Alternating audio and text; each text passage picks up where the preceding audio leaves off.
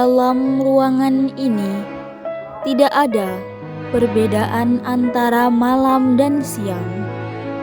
Biarpun di kamar tidur Bahri hari sudah malam, kualitas cahaya dalam ruang mahkamah tetap sama. Murni datang diantarkan seorang petugas pengadilan. Ia berhenti sebentar untuk memandang wajah suaminya.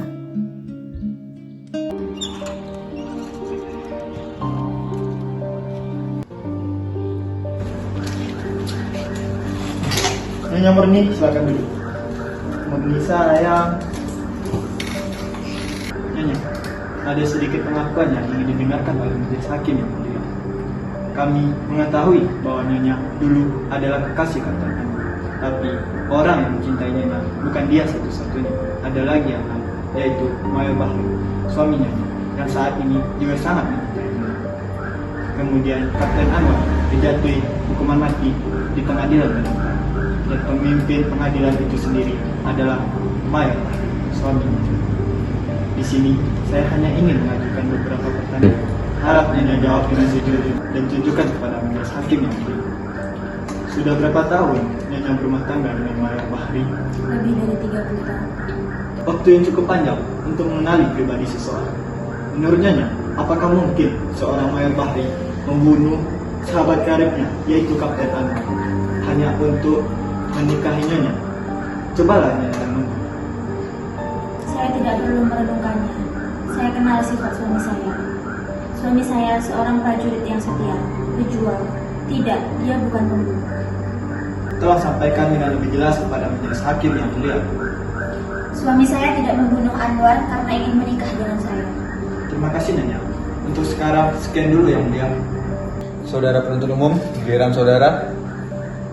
Nyonya Murni, apakah Nyonya seorang yang dapat dipercaya? Ataukah Nyonya berkata begitu hanya sekedar mimpi memamerkan kesetiaan pada suami yang sama sekali tidak Nyonya miliki? Yang mulia, saya keberatan dengan ucapan yang diucapkan oleh saudara penuntut umum. Di sini yang diadili adalah Mayor Bahri, bukan Nyonya Murni.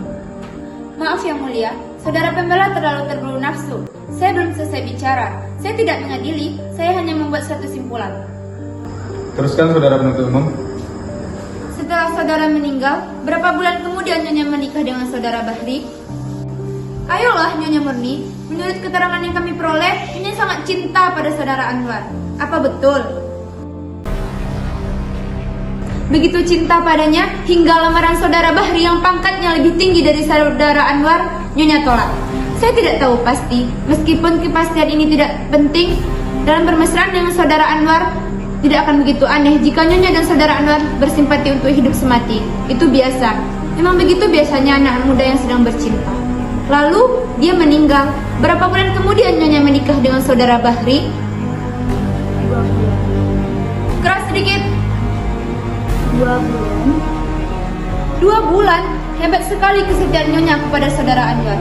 Belum lagi jasadnya membusuk dalam kubur, Nyonya sudah berpaling pada lelaki lain saingannya.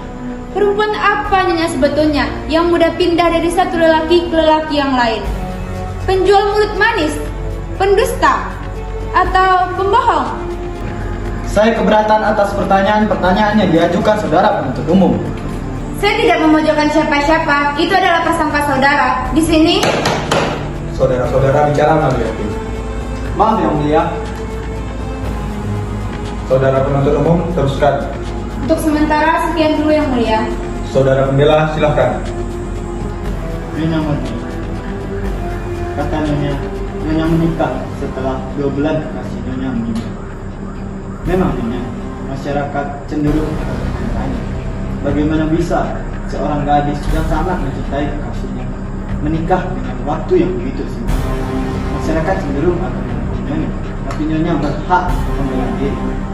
Apakah bisa Nyonya jelaskan apa alasannya? Kata Jafar Fahri setelah Anwar meninggal, saya hancur luluh. Dunia seakan kiamat. Saya hampir-hampir sesat. Saya ingin bunuh diri. Bermalam-malam, saya melawan keinginan saya tersebut. Saya harus bisa bangkit. Saya harus bisa melupakan. Dan saya seorang perempuan, sendiri, yang membutuhkan seorang pelindungan. Tetapi tidak ada gunanya meminta perlindungan dengan seseorang yang telah tiada. Laki-laki yang mencintai saya selain Anwar adalah Bahri. Saya berusaha untuk mencintai ia. Bahri merupakan lelaki yang baik. Ia juga setia. Ia juga mencintai Anwar. Bahkan tidak pernah satu kata pun keluar dari mulutnya yang memburukkan Anwar. Bahkan setiap tahun ia selalu mengajak saya untuk berziarah ke makam Anwar. Mula-mula saya mengira saya mencintai dua lelaki sekaligus.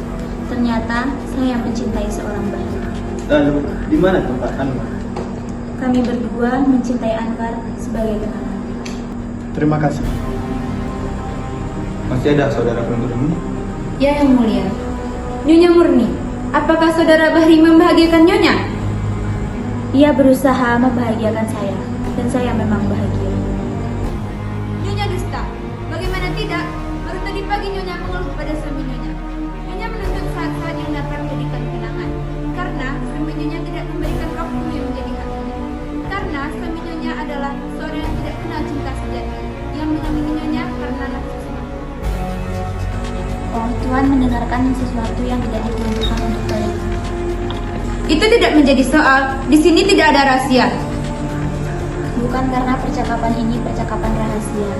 Tuhan tidak akan mengerti bahasa yang kami gunakan, karena bahasa yang dipergunakan adalah bahasa yang khusus bagi suami dan istri. Mungkin bahasa yang Tuhan dengar adalah bahasa yang sering Tuhan dengar di pasar maupun di koran. Tetapi setiap kata yang tumbuh dibebani oleh rasa, suka, duka, kemesraan mereka berdua. Kalau begitu, tidak masuk akal sekali usaha manusia menjadikan pengadilan untuk menetapkan suatu perceraian. Perceraian terjadi apabila bahasa tersebut sudah mati dan digantikan oleh bahasa pasar maupun bahasa koran yang menjadi milik banyak orang. Baiklah, saya tidak akan memasuki persoalan itu lebih jauh. Yang Mulia, yang saya ingin buktikan ialah bahwa saudara Bahri adalah seseorang yang dikendalikan oleh hawa nafsunya. Nyonya, waktu saudara Bahri melamar Nyonya dan Nyonya menolak lamarannya, apa kata-kata yang diucapkan oleh saudara Bahri? Saya mengerti kekecewaannya. Apa yang ia ucapkan tidak penting. Penting atau tidak penting adalah urusan majelis hakim.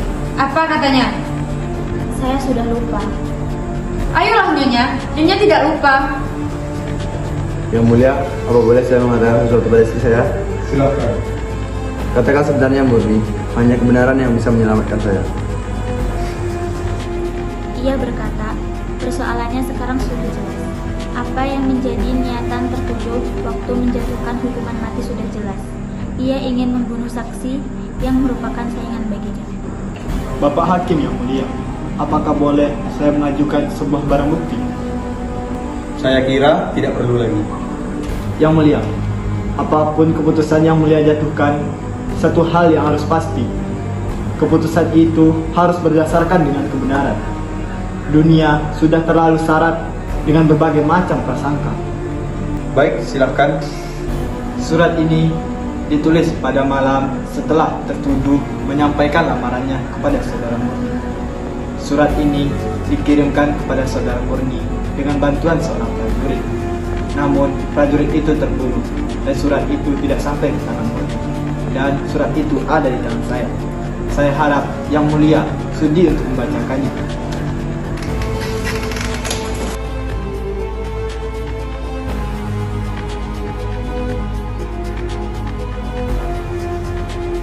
Adinda Murni yang tercinta, biarpun cinta Kakanda telah Adinda tolak, semoga Adinda masih bersedia membaca surat ini dan mempertimbangkannya.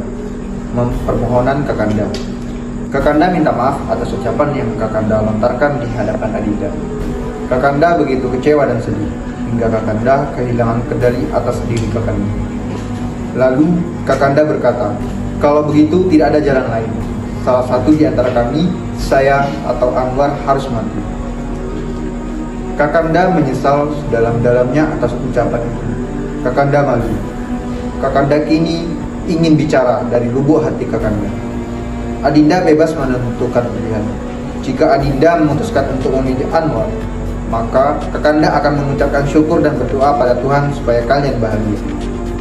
Anwar adalah sahabat Kakanda. Kalau dia bahagia, maka Kakanda juga bahagia. Salam Kakanda Saiful Bahri. Terima kasih Yang Mulia. Saya tidak akan mengajukan pertanyaan lagi. Saudara penuntut umum masih ingin mengajukan pertanyaan kepada saksi. Tidak, Yang Mulia. Apa ada yang ingin saudara sampaikan kepada majelis hakim? Ada sedikit, Yang Mulia. Sebuah kejahatan ditentukan oleh niat pelakunya. Dari pemeriksaan yang dilakukan, sudah terlihat jelas bahwa niat apa yang tersembunyi di balik hukuman yang dijatuhkan oleh tertuduh.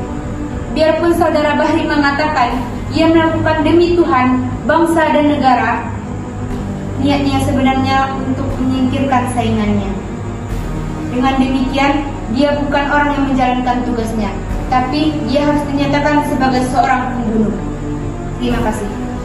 Saudara pembela, saudara saya persilakan untuk menyampaikan pembelaan saudara yang terakhir pada majelis hakim. Majelis Hakim Yang Mulia, kini sampailah saya pada akhir tugas saya, yaitu membantu dengan sekuat tenaga, menegakkan kebenaran, dan mengembalikan hak kepada yang berhak. Perbuatan seseorang dinilai menurut niat pelakunya, tapi siapa juga yang dapat mengetahui niat seseorang? Dan jika toh dapat kita ketahui, maka kita akan menilainya dengan keterbatasan pribadi kita juga. Oleh karena itu, Majelis Hakim Yang Mulia, satu-satunya yang dapat menghakimi adalah pelaku itu sendiri. Tapi itu hanya akan terjadi jika hati sanubari orang tersebut masih berfungsi sebagaimana mestinya. Jika suara hatinya masih bisa membedakan yang benar dan yang salah. Yang terbukti dalam mahkamah ini tidak apa-apa, kecuali bahwa saudara Saiful Bahri yang dihadapkan sebagai tertuduh memiliki sikap rendah hati, percaya pada Tuhan, dan seorang yang memiliki tanggung jawab sepenuhnya atas segala perbuatannya. Oleh karena itu, pada tempatnya, jika keputusan pengadilan ini dikembalikan pada hati sanubarinya sendiri, saya yakin Yang Mulia akan mempertimbangkan hal ini. Terima kasih. Majelis hakim akan mengundurkan diri untuk bermusyawarah dan mengambil keputusan. Dengan ini, sidang saya undur beberapa saat.